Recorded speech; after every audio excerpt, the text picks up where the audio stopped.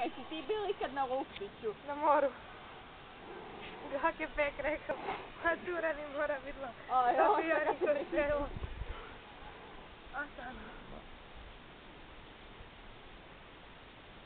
Stupaju van, tak.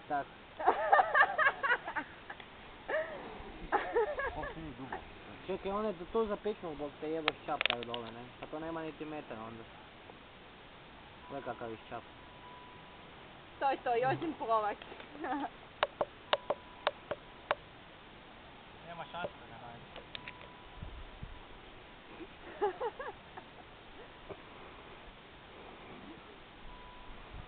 Pa i da ga najde kad mu ga je zel. Pa nema veze, dobar je. Mislim da ne bi neke roli bilo. Rola dao. Rola dao, štap bi se posušao.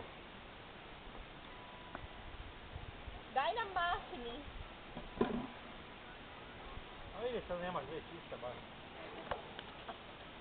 A momate mi na more od Peralja, ti je svak žilja.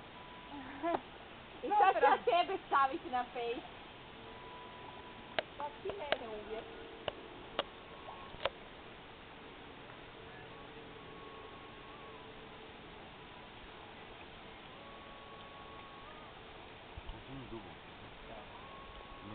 Ma moraš prehodat, bez problema. A tak plitko? Da.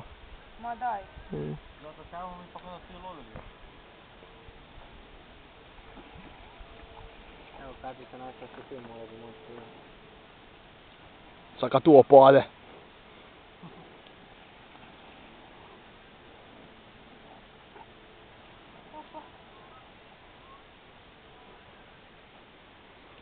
Toga sam kontra od meni kad tu sušiš.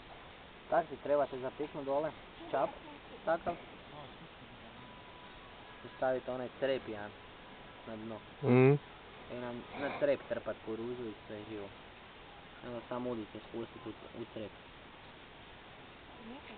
Ne da, i onda kila je tam i još par udica na njemu i kad zagrize nemaš kaj.